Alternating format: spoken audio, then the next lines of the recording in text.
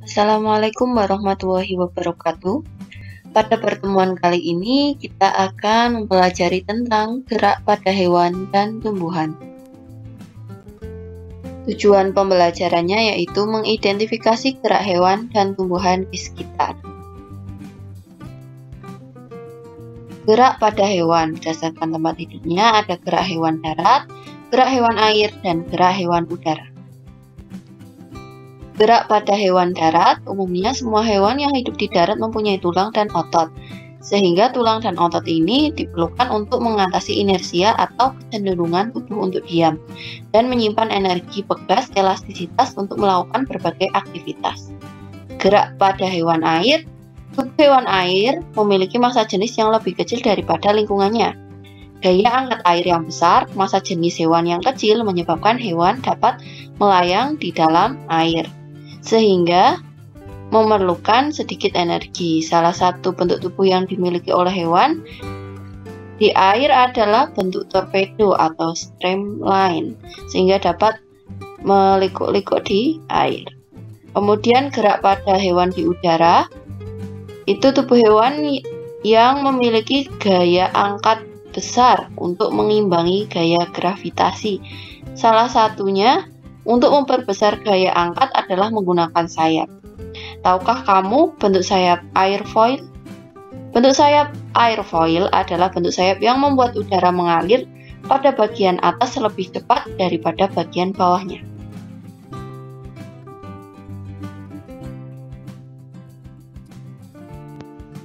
Kemudian kita lanjutkan gerak pada tumbuhan. Nah, selain hewan dan manusia, tumbuhan juga bergerak, tapi geraknya tidak seaktif hewan dan manusia. Oke, untuk gerak pada tumbuhan dibagi menjadi 3, yaitu endonom, higroskopis, dan esionom. Apa itu endonom, higroskopis, dan esionom? Mari kita simak berikut.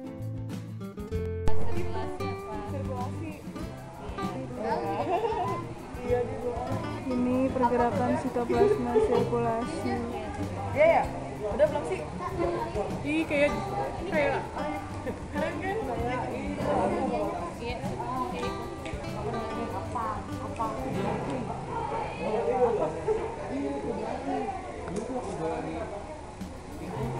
Ya beres. Kita jelasin makanannya dulu ya. Gerak endonom atau autonom itu gerak yang berasal dari dalam tubuh tumbuhan itu sendiri. Contohnya, mengalirnya sitoplasma dalam sel.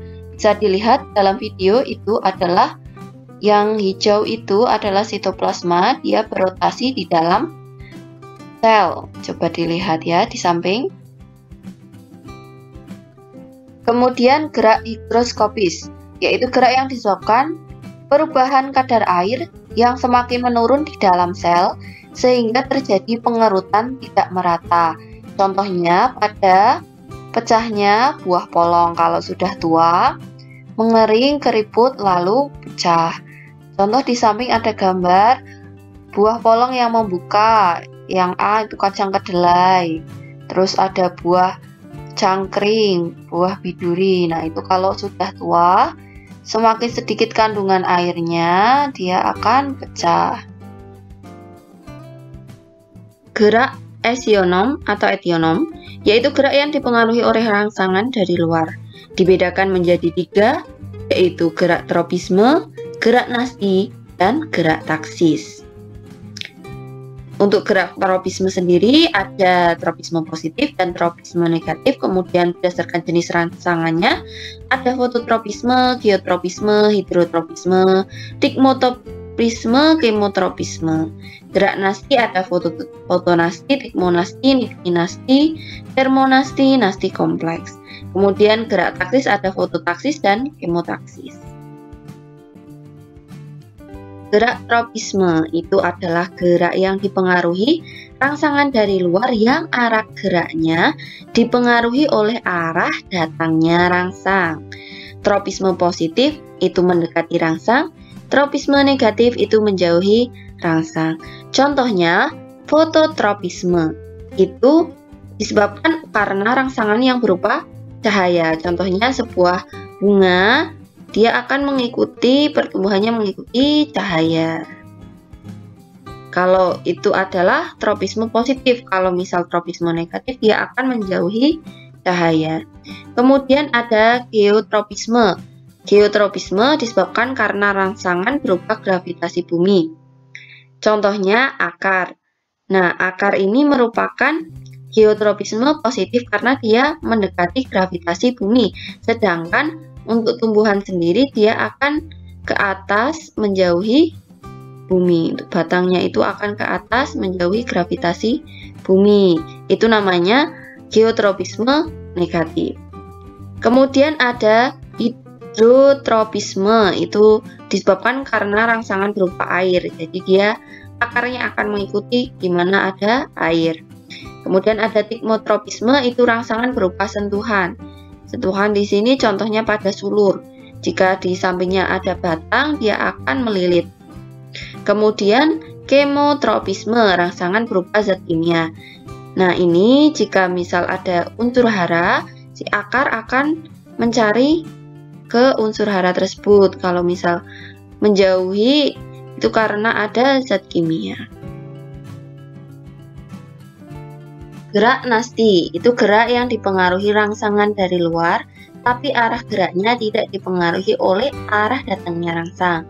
Contohnya, kalau misal kita lihat, itu ada bunga pukul 4. Nah, itu tidak akan dipengaruhi oleh arah datangnya rangsang, tapi dia keseluruhan ya. Contohnya kalau misal pada pagi hari dia menguncup, nah pada sore hari sampai malam hari dia mekar. Itu fotonasti, rangsangannya berupa cahaya, contohnya bunga pukul 4 yang pink itu. Kemudian ada tikmonasti atau seismonasti, contohnya pada putri malu. Rangsangannya berupa sentuhan, jika disentuh salah satu sisi maka akan menutup semua. Kemudian ada niktinasi, disebabkan oleh rangsangan gelap. Contohnya sleep movement atau tanaman yang bergerak seperti tidur ya. Itu kalau misal gelap dia akan seperti tertidur atau menguncup. Contohnya juga pada petai Cina. Kalau gelap dia akan menguncup daun-daunnya itu. Kemudian ada termonasti, rangsangan berupa suhu. Contohnya adalah bunga tulip. Bunga tulip itu akan mekar jika musim semi, kalau suhunya di musim semi. Kemudian ada nasti kompleks, yaitu lebih dari satu rangsangan. Contohnya adalah membuka menutupnya stomata.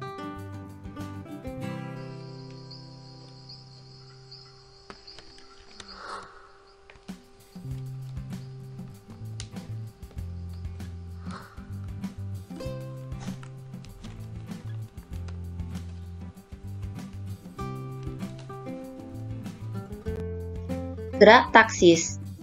Gerak taksis itu adalah gerak pindah tempat seluruh bagian tumbuhan yang arahnya dipengaruhi oleh sumber rangsang. Biasanya terjadi pada organisme bersel satu.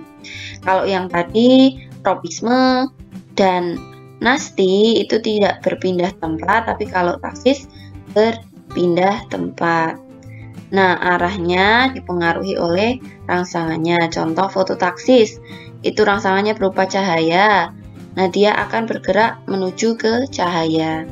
Kemudian ada kemotaksis, rangsangan berupa bahan kimia, dia akan bergerak ke mana ada zat kimia tersebut.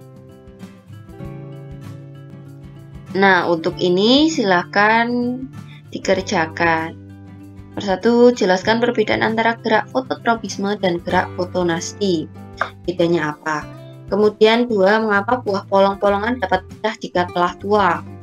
Dan 3, apa penyebab gerak nasti pada Mimosa pudida atau putri malu?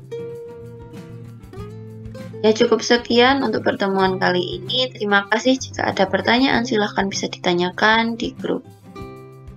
Wassalamualaikum warahmatullahi wabarakatuh.